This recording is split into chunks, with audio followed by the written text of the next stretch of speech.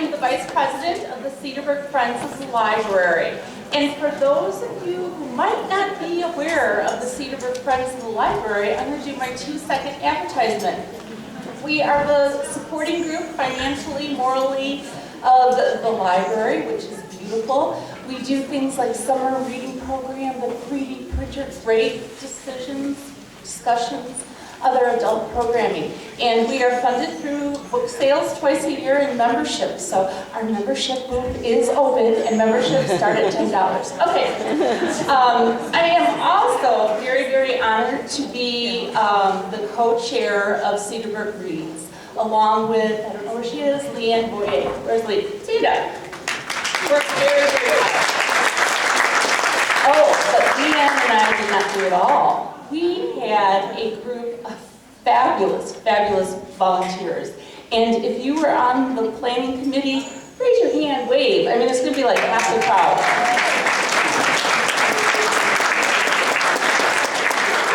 This committee did everything, everything. They wrote discussion questions, they did press, publicity, they tried to explain Twitter and tweet to me. They set up venues for discussions and special events. They found a very kind community sponsor of Mal and Jill Hepburn, I think they're here, to donate tonight the Cultural Center. So we are very, very appreciative of them.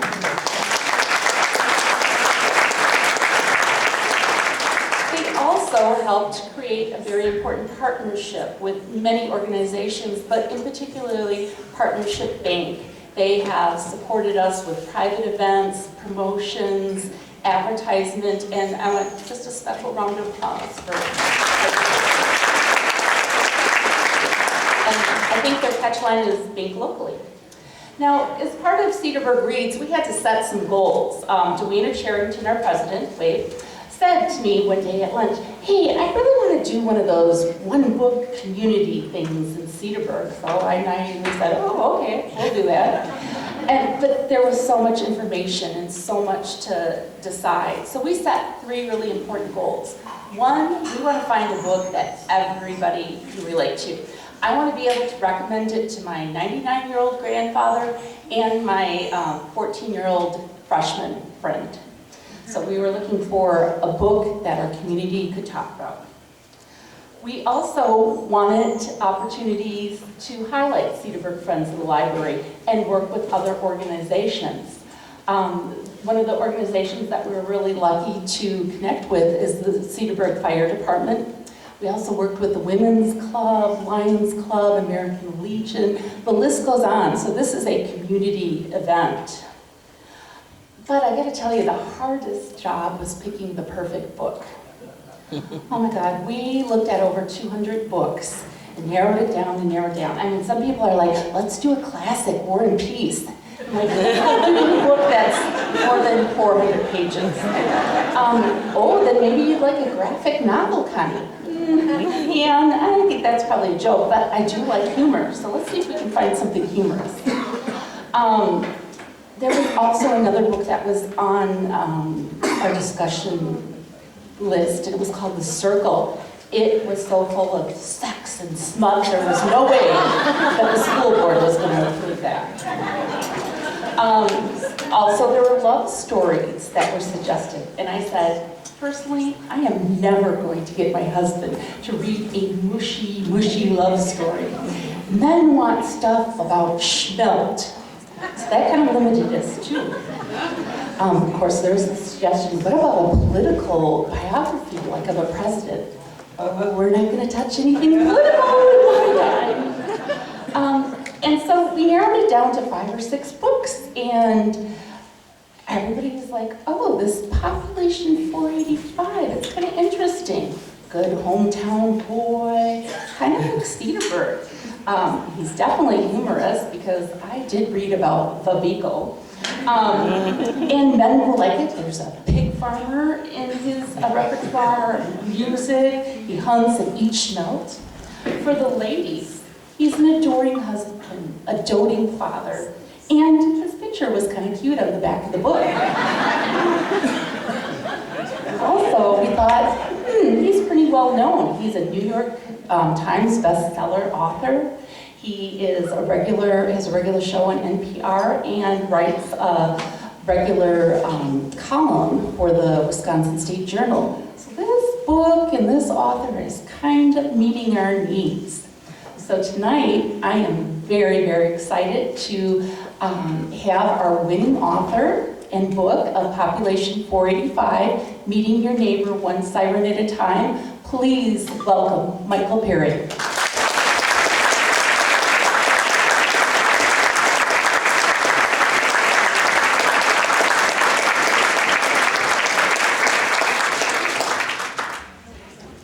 So the truth in advertising, the picture on the back of this book's pretty old.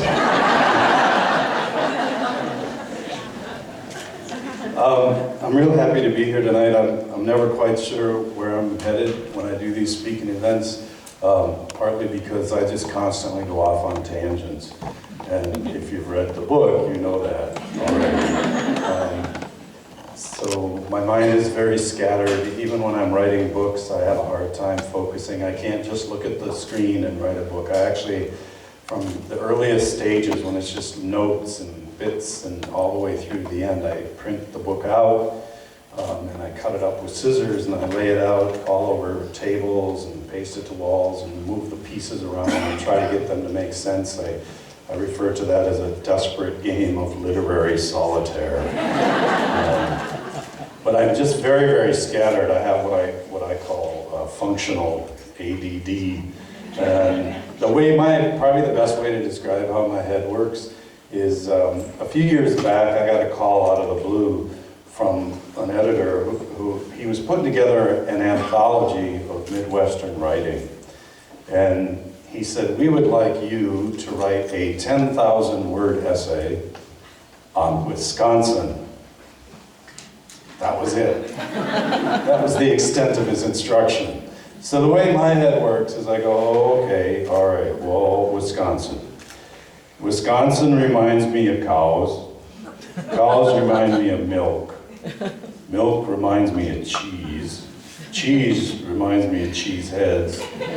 Cheese heads remind me of the Green Bay Packers. And the Packers remind me of the meaning of life. And as long as you can keep track of all them tangents and bring them back to where you started, that's called an essay. And you can sell them, which is really excellent news for me. You have to be careful in this day and age. People are pretty sensitive, and I kind of got in trouble once for telling that functional ADD story. I thought I had made it clear when I spoke that I was speaking in a light-hearted manner, in a humorous vein, and indeed I have a child who has suffered pretty consequently from that very thing, and so I don't want to hurt anybody's feelings, but I told that story at a writer's conference one time, and unbeknownst to me, in the audience was a clinical psychologist, and the next day she sent me a very specific email in which she said, "You do not have ADD. I listened to you to describe how your head works, and the symptoms you describe are consistent with flight of ideas, which is associated with a completely different manic depressive disorder."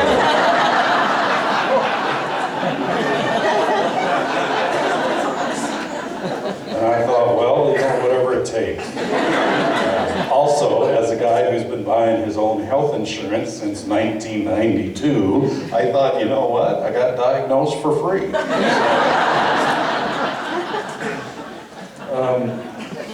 I'm so grateful that you chose to read Population 485. That book has been an unexpected gift. I wrote it now 15 years ago, and it was the first book that I had self-published 4 books up to then, and that's the first book I ever did with a larger publisher, and they told me they printed 5,000 copies of that book and hoped to sell half of them, and it's now just had this life. It still continues to quietly find its way around the world, and I'm just very, very grateful for that.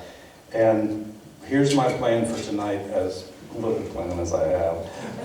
I'm going to tell a quick little story just to kind of get me squared away and started that is drawn from Population 485. If you've read the book, you'll probably be able to tell the story for me. And then I'll talk a little bit about some of my other books, and then I will make sure at the end you can ask me whatever you want, and I'll take those questions. And I always have to try to split the difference when I do these events between giving you your money's worth and making sure your legs haven't fallen asleep. But, you know, if at some point you gotta leave, go for it. You can't hurt me. But I am gonna start with a story that is taken directly from Population 485. And in truth, I simply wouldn't be here if it wasn't for the book Population 485. And as you know, if you read it, Population 485, it's just that old Can You Go Home Again book. It's been written many, many times by many different people. In my case, I happen to write about going back to my hometown of New Albern, Wisconsin, after 12 years away. And the way that I approached it is I wrote about joining the volunteer fire department, and that's how I rediscovered the people and the place I was from. One fire call, one ambulance call at a time. Now, when the book came out, some people said, oh, that was a great idea. Well, it wasn't an idea. I'd been living there for, I think, 7 or 8 years before I wrote the book. I didn't go back thinking I'd write a book about it. In fact, the reason for it was that I'm pretty much a loner. I prefer to stay in my little room all by myself.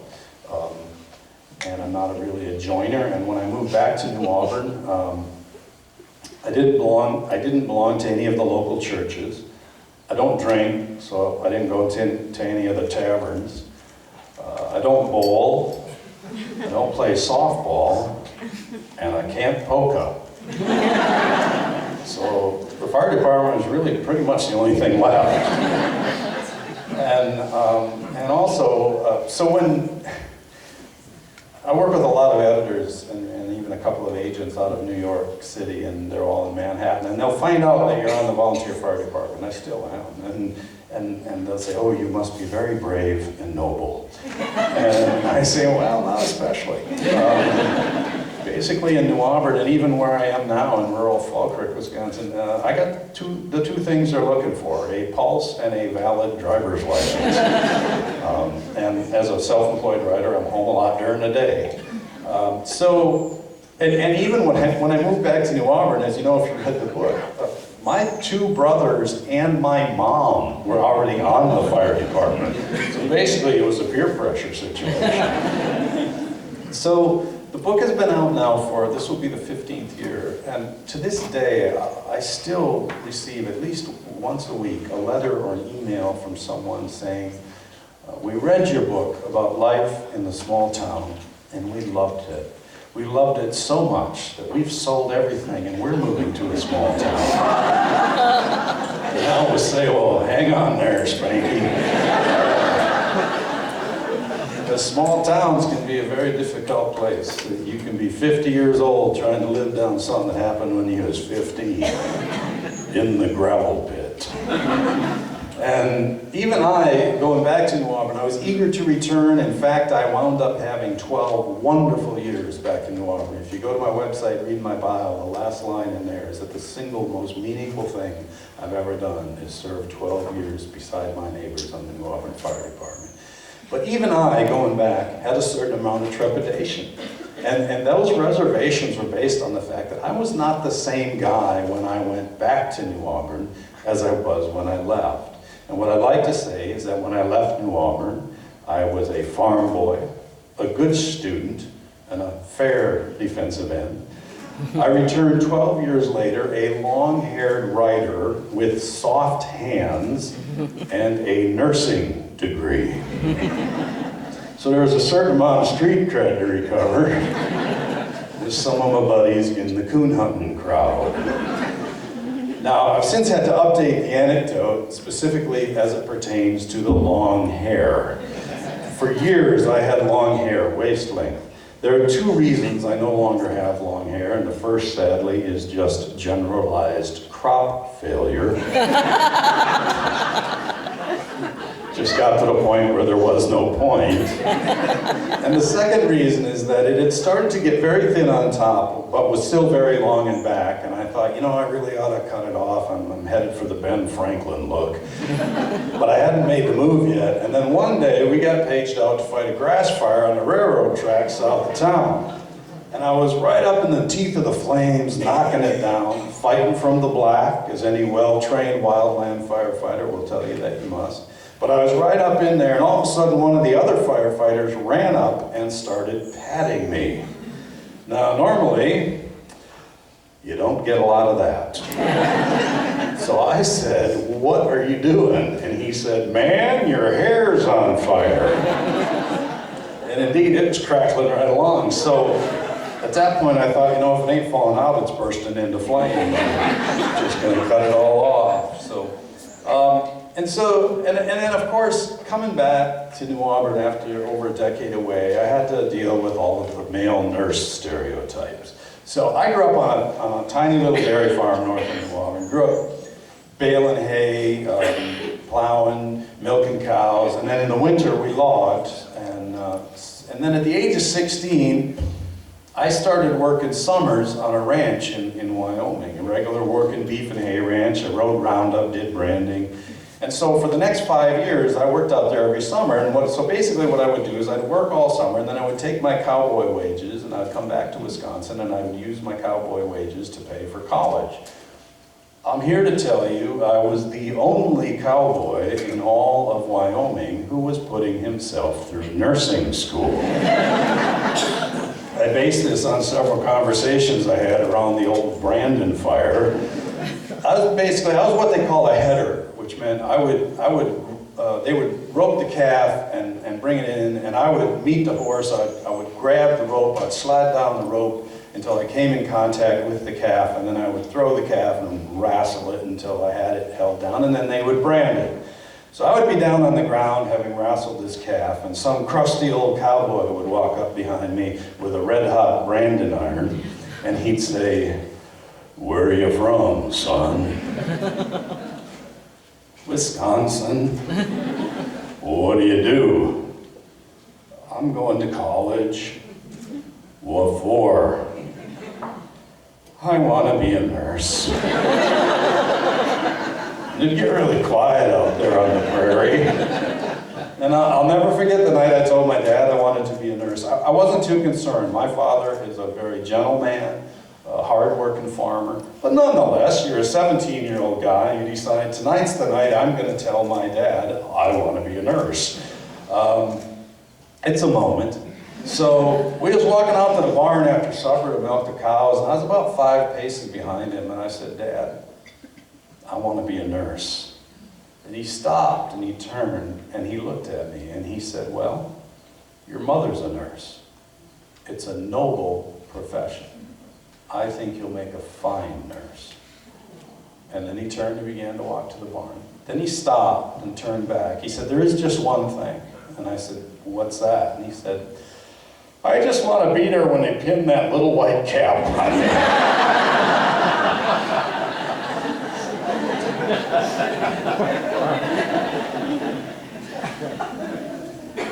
So I moved back to New Auburn, and basically I'm just looking for a sign, trying to decide if I've made the right decision. And the story I tell, and it's in the book, is that the biggest event of the year in New Auburn is Jamboree Days.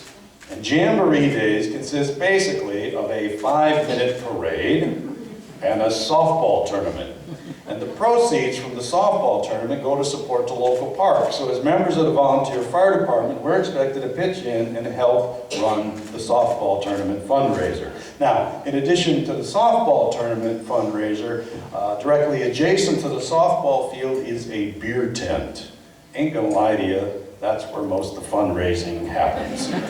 And so we volunteer firefighters run the beer tent as well. Now, New Auburn has only one softball field and no lights on the softball field. And over the years, this tournament has become very popular. So in order to get all the teams through the brackets, they have to start playing softball at 8 a.m. on Saturday morning. They play all day long until dark. They resume play at 8 a.m. on Sunday morning and play all day long until the tournament has been resolved.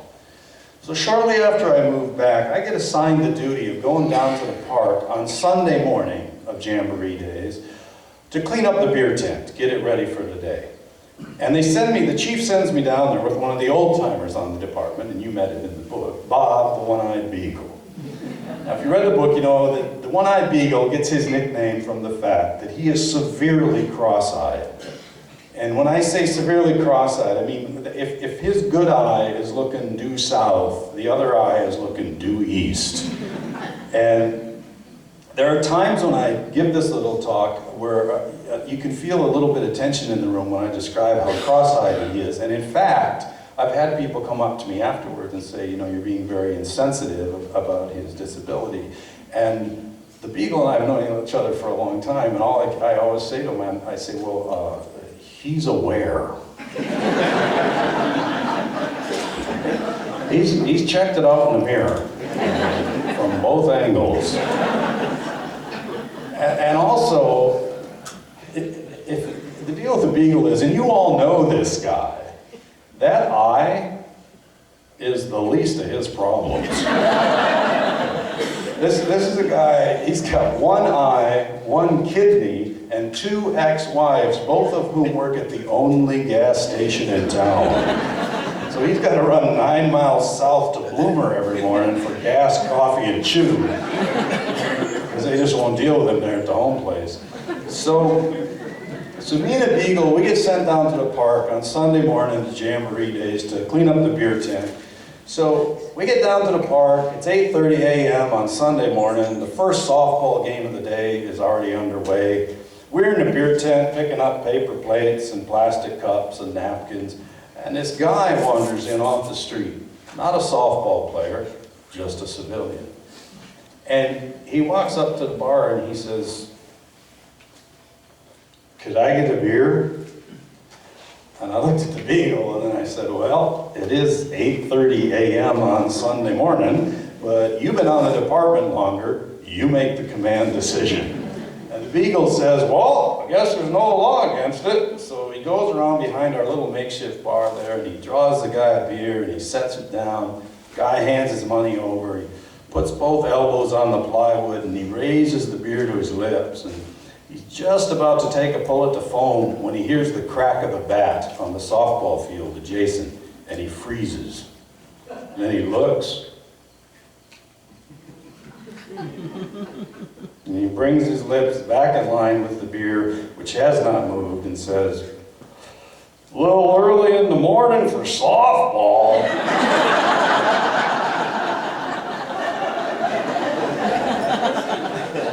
It is at that point that I said, yes, I am back among my people. So I'll leave population 45 right there in the question and answer period. I'd be more than happy to answer any questions you might have about the book.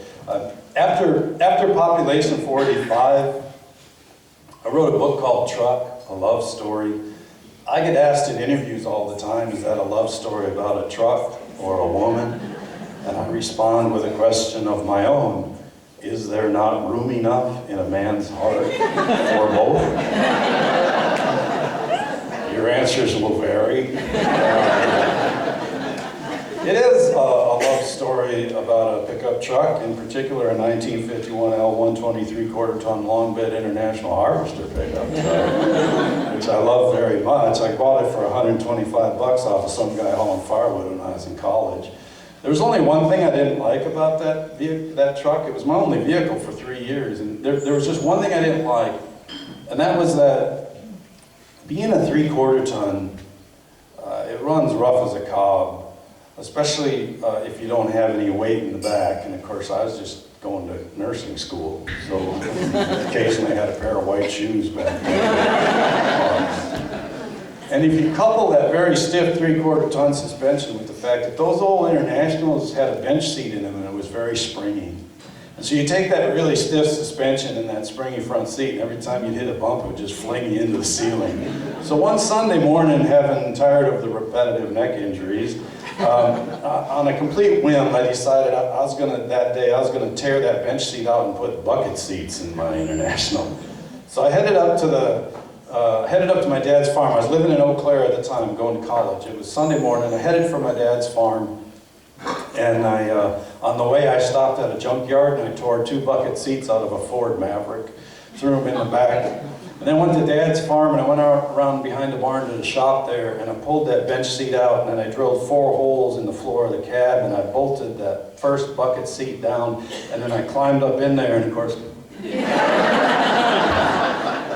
couldn't actually see out, so I unbolted it, pulled it out, and then I went around behind the shop to the iron rack there and I got a bunch of angle iron, strap iron, and I got the welder and the gas hatchet, and I cobbled up this big old iron frame, and I bolted the frame to the floor, and then I bolted the seat to the frame, and then I was good to go. I could see out and everything. Problem was, as with many poorly planned mail projects, I was out of daylight, and I had to be back in class the next morning in the city. So I headed back to Eau Claire.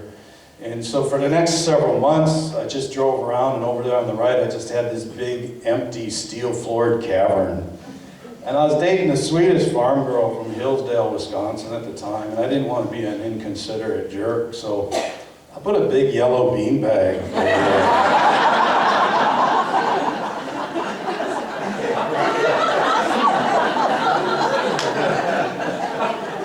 I thought I was pretty snazzy. She did eventually marry a guy named Mike. So yes, the book is about resurrecting, tearing down and resurrecting that old pickup truck. And then the other part of and it is also a regular love story. I was a bachelor for 39 years. There's a lot of reasons for that. We don't have time to get into it tonight. But eventually, I was writing the book Truck, and this wasn't part of the plan, but one day, I went to the library. And I met a woman. And I told the American Library Association they're free to use that quote in all their promotional material. So far, nothing. But anyways, so part of the book is about meeting the woman who eventually would become my wife. I still remember the day I went to I was supposed to give a little talk and I'd forgotten my box of books, and so I ran out, and it was a cold winter day and it was in Falkirk, Wisconsin, and I went out to get those books, and around the corner, around Big Jim's bar, not out of Big Jim's bar, but around the corner came this woman, and she was holding the hand of a little toddler, and I just remember noticing that they both had sky blue eyes, and I didn't know it, but I had just met my wife and my elder daughter. So that is part of that book.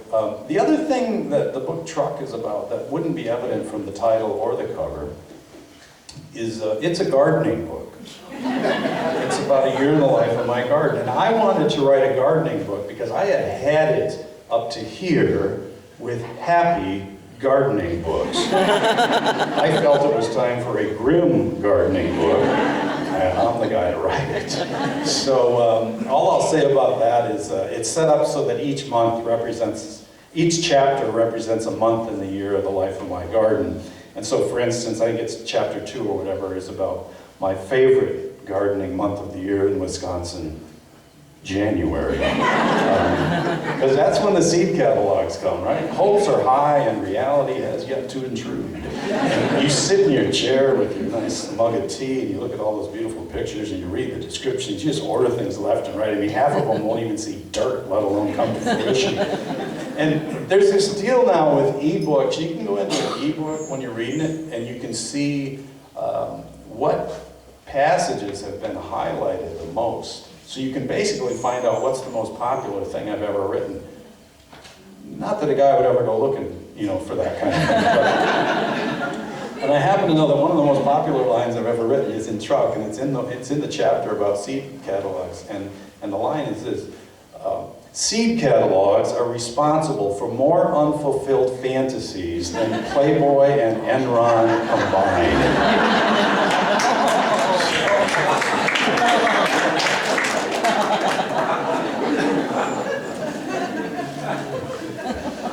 So after I wrote the book Truck, then I wrote a book called Coop. Now the book, I don't choose my own book titles very often, but I did choose Coop because it's a book about raising chickens, and the arc of the book is just me trying to build a chicken coop.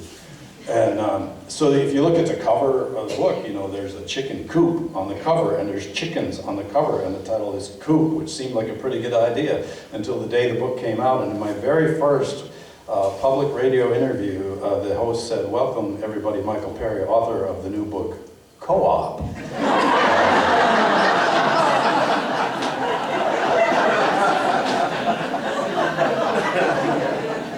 Didn't see that coming, probably should have. But Coop is basically, it's a couple of things. It's a book about my wife and I moving to a little farm, trying to raise some of our own food, pigs, chickens.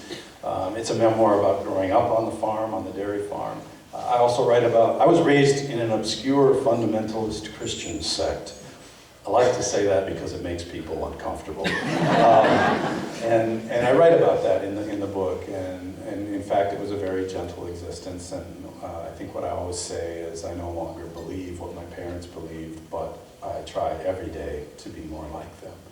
And so I write about that, and then I write about our move. So we moved into this old slantways farmhouse at the far end of a dead-end road, and then there's this driveway that winds way back in there. And when I say we're living in this old slantways farmhouse, probably the best way to describe it is how I do it in the book. The house itself originated as a log cabin built in the 1880s, and that part's really cool because if you stand in our living room, you can still see the exposed hand-hewn logs, and they're as wide as a boar's back, and they lend the center of the house a great solidity. Unfortunately, since the 1880s, there have been a number of additions and remodels conducted by people you wouldn't necessarily refer to as carpenters. More like farmers with hammers. And so as a result, when I say our house is slantways, like when you go upstairs, you gotta tip your head so you don't hit it, and there's windows that are cut in half and walls that don't match. But probably the best way to describe it is that if you're standing in our kitchen and you wanna walk into the living room, you gotta step up this little 4-inch riser. Then you're in the living room. You walk through the living room, past the wood stove, around the center of the house, up the hallway, past the bathroom, into the kitchen, where you find yourself back at the little 4-inch riser, having never gone down a 4-inch riser.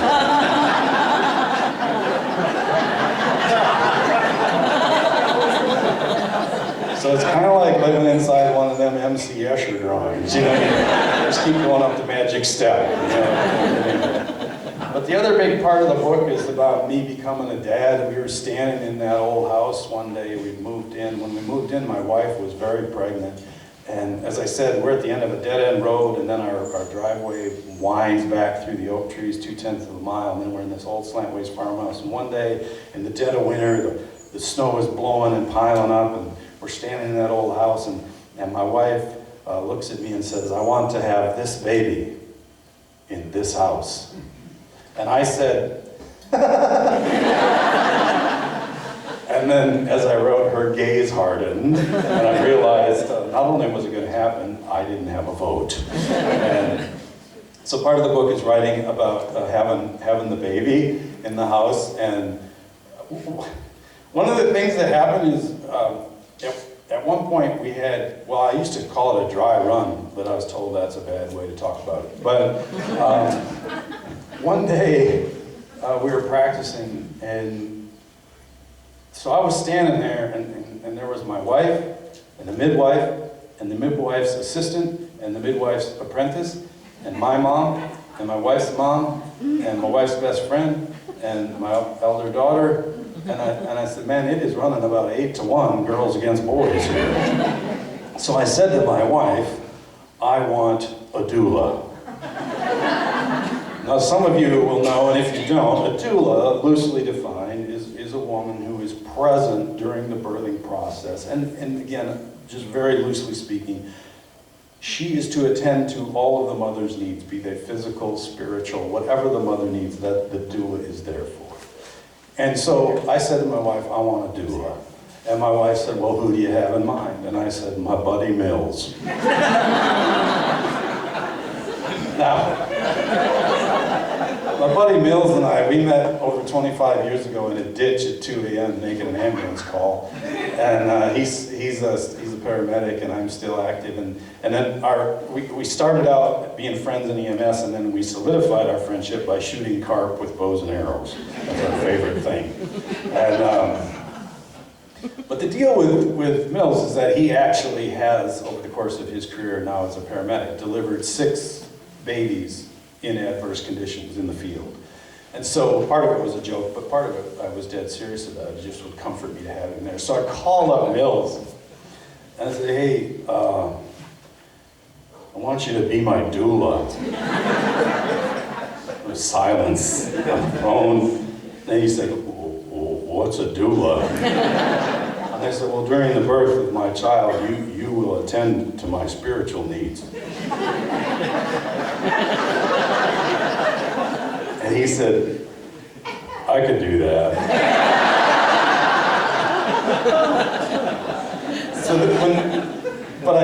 I told him, I said, well, actually, my wife says you have to wait in the garage. But if there's trouble, we'll call you. And the day it happened, I called him, I said, it's time. And I'll never forget, my doula showed up. He had a big gulp mug, he had a bunch of newspapers, he had on camo pants and orange Crocs. And he sat down in the garage, he said, let me know if you need anything. So when the big day came, so my elder daughter was 3 when I met her and her mom, and I don't care for the term stepdaughter. It doesn't offend me, it won't bother me if you use it, but what I've always said is that the term stepdaughter, it is sufficient in conveying the situation, it is utterly insufficient in conveying the heart.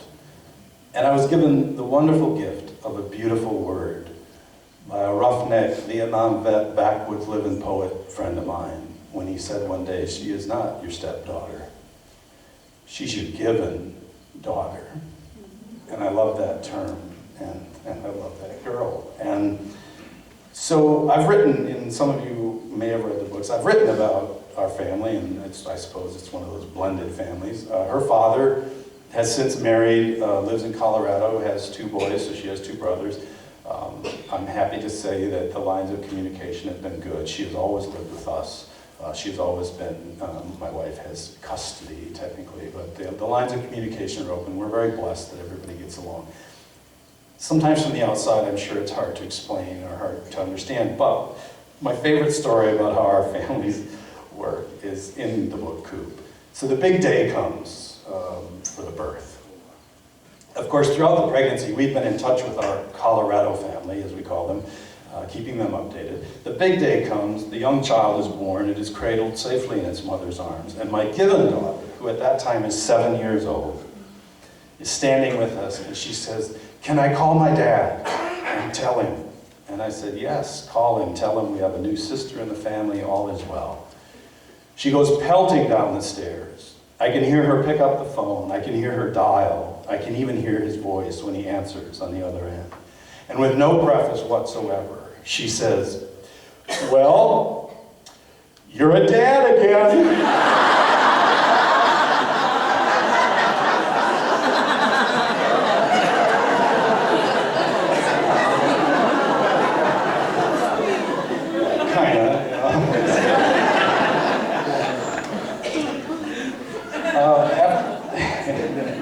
And by the way, so she's now 17 and 6 feet tall. Her dad is 6'7", he's the shortest of 3 brothers, and her aunt is 6'3", and her grandma was 6'6". We knew this was coming.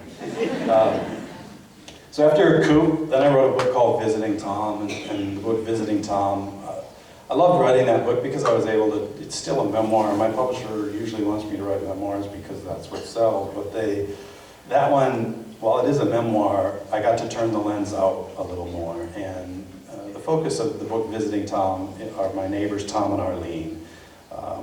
Tom was in his 80s when I started the book, and really the arc of the book is, it is Arlene's fondest hope that she will see her 60th wedding anniversary.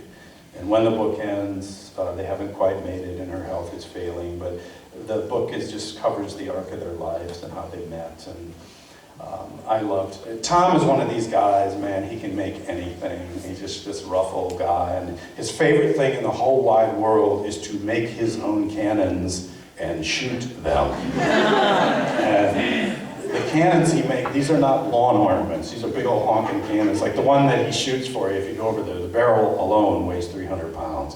And he makes his own powder for his cannons as well.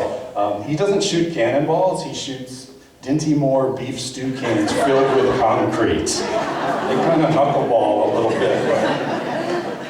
But he makes his own powder for his cannons too, and his powder making operation, it's a slightly extra legal proposition, but I always joke that whenever he gets nervous about the ATF busting his illegal powder making operation, he calms his nerves by taking a slash off the moonshine he's making.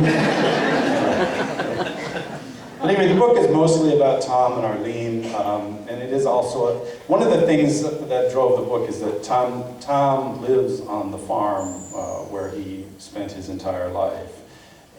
But when he was in his 30s and had just taken over the farm, the state put I-94 right through his yard and split his farm in half, and he fought and lost, and that's part of him just reliving that battle. And one of the things when you start to write a book about someone or something over the course of a year, just when I wrote the book Truck, it was just supposed to be about the truck in the garden. Well, halfway through that book, I met this woman who became my wife. Well, when I started writing the book about Tom, I was writing about how his life had been disrupted by this road coming through. Well, I mentioned we live at the end of this dead-end road. Well, this dead-end road we live on is an extremely steep hill.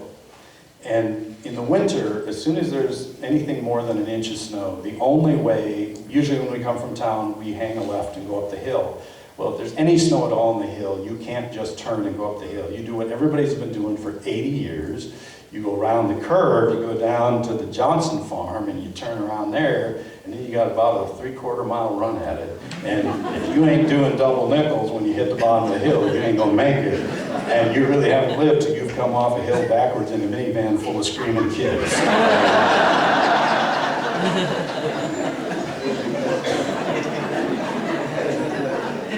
But in the course of writing this book, one day I get a notice, and we had a new highway commissioner, and he was going around changing all the intersections, and he decided to put one of those fish hooks in the end of our little intersection.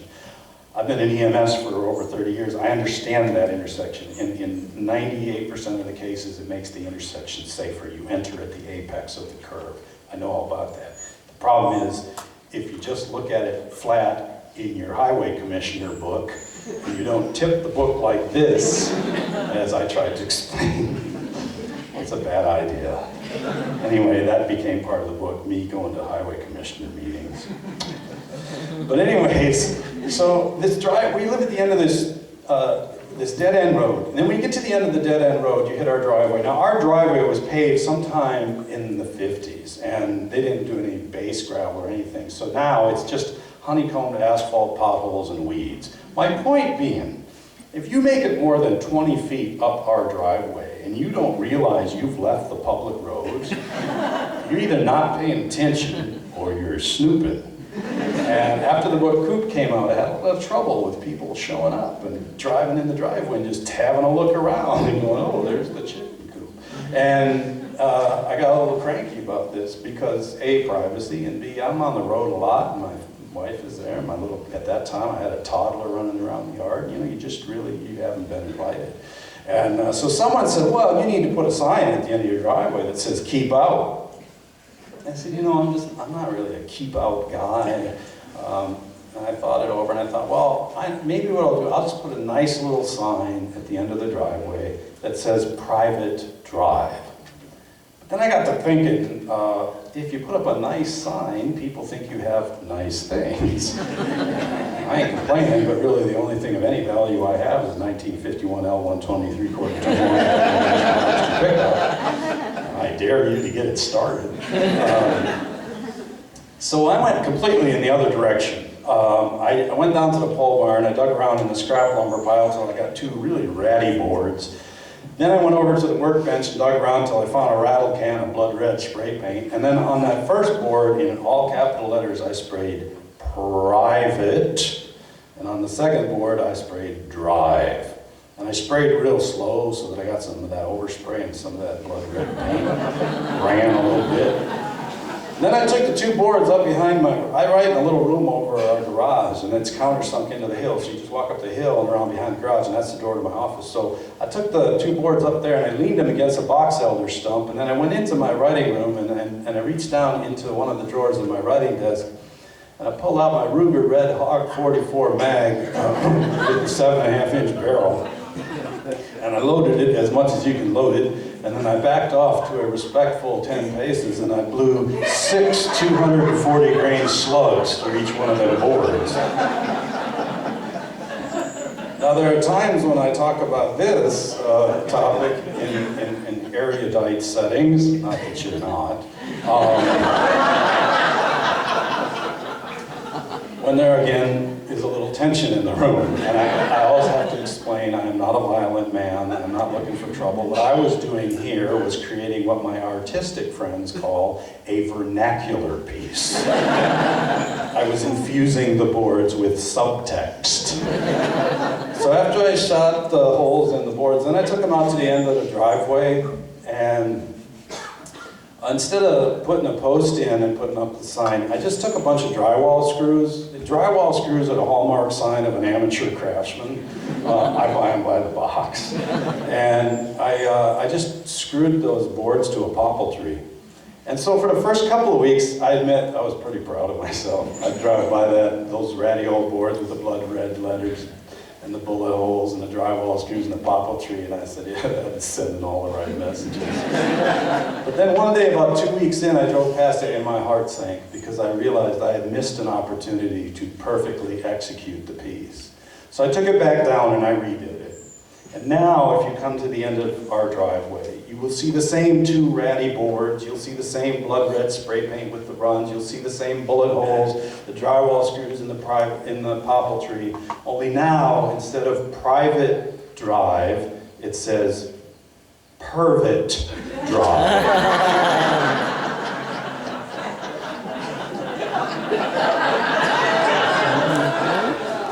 I just want people to pause and think to themselves, what kind of fella is waiting at the other end of the driveway? He can't spell, but he sure can shoot. And I gotta say, it's cut down on traffic considerably. I think I've written a couple of other books. I wrote a book called The Scavengers for young readers, and then I wrote a book called The Jesus Cow, which was, it's a novel. The Jesus Cow is based on a guy, given the opportunity to